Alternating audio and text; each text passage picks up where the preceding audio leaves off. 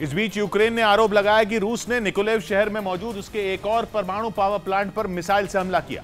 रूस की सेना ने जंग की शुरुआत से ही वहां के ज़ापोरिज़िया परमाणु पावर प्लांट पर कब्जा जमा कर रखा है। और अब यूक्रेन ने दावा किया कि रूस ने उसके एक और परमाणु पावर प्लांट को निशाना बनाने के लिए मिसाइल से हमला किया। रूस की मिसाइल ने जिस पिवदेनोक्रेंस्क परमाणु पावर प्लांट को निशाना बनाया वो निकोलेव शहर के दक्षिणी हिस्से में मौजूद है। वहां से हमले का जो वीडियो सामने आया उसमें रात के अंधेरे में मिसाइल एक जगह टकराती दिखाई दी। मिसाइल के टकराते ही वहां एक धमाका हुआ जिससे तेज रोशनी निकली। यूक्रेन के मुताबिक रूस की मिसाइल परमाणु पावर प्लांट से महज 300 मीटर की दूरी पर टकराई।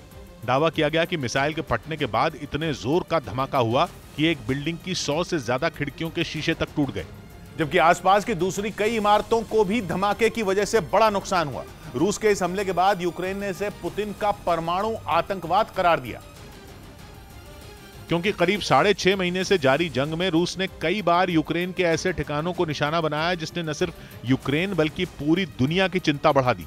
जंग शुरू होते ही सबसे पहले रूस के सैनिकों ने चेर्नोबिल परमाणु प्लांट पर कंट्रोल किया था। रेडिएशन फैलने की चिंता किए बगैर रूसी सेना ने वहां टैंक समेत भारी भरकम हथियार पहुंचाए थे। ये जानते हुए भी कि 36 साल पहले यहाँ कितना बड़ा खतरनाक हादसा हुआ था, इसके बावजूद रूस के सैनिक यहाँ फैली रेडियो एक्टिव धूल के बीच में कई दिनों तक बड़े आराम से जमे रहे। कहा गया कि जब वो वहां से गए तो उन्होंने यूक्रेन के एक बड़े हिस्से में रेडियो एक्टिव धूल को फैला दिया था। दावा तो यह भी किया गया था कि चेर्नोबिल पर कब्जा करने वाले रूसी सैनिकों में ज्यादातर को गंभीर बीमारियां हो गई थी।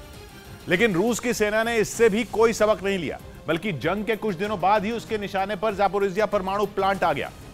रूस ने अपनी पूरी ताकत से हमला बोलकर यूक्रेन में मौजूद यूरोप के सबसे बड़े न्यूक्लियर पावर प्लांट पर मार्च में ही कब्जा कर लिया था और 6 महीने से ज्यादा वक्त से उसकी सेना वहां कंट्रोल करके बैठी है। ज़ापोरिज़िया परमाणु पावर प्लांट से रूसी सैनिकों को खदेड़ने के लिए यूक्रेन भी पलटवार कर रहा है। इसी वजह से प्लांट के आसपास काफी गोलाबारी हो रही है। दिन बीतने के साथ ही वहां के हालात खतरनाक होते जा रहे हैं। आशंका जताई गई कि एक भी मिसाइल अगर न्यूक्लियर प्लांट से टकरा गई तो फिर रेडिएशन का ऐसा तूफान आएगा जिससे बच पाना यूक्रेन ही नहीं, यूरोप के कई देशों के लिए भी नामुमकिन होगा।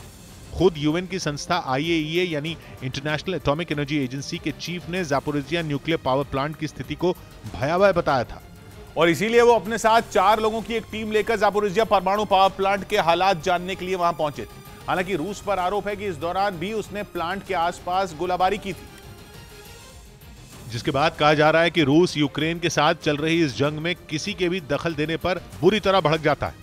और माना जा रहा है कि निकोलेव में यूक्रेन के दूसरे बड़े परमाणु प्लांट के करीब मिसाइल दागकर उसने यही संदेश देने की कोशिश की। हालांकि यूक्रेन ने दावा किया कि रूस के मिसाइल हमले में पिवदेनोक्रेंस्क न्यूक्लियर पावर प्लांट को कोई खास नुकसान नहीं हुआ, लेकिन वहां पास ही बना एक हाइड्रो पावर प्लांट कुछ समय के लिए बंद हो गया था। वहीं निकोलेव के परमाणु पावर प्लांट पर हमले के आरोप पर फिलहाल रूस ने चुप्पी साध रखी है।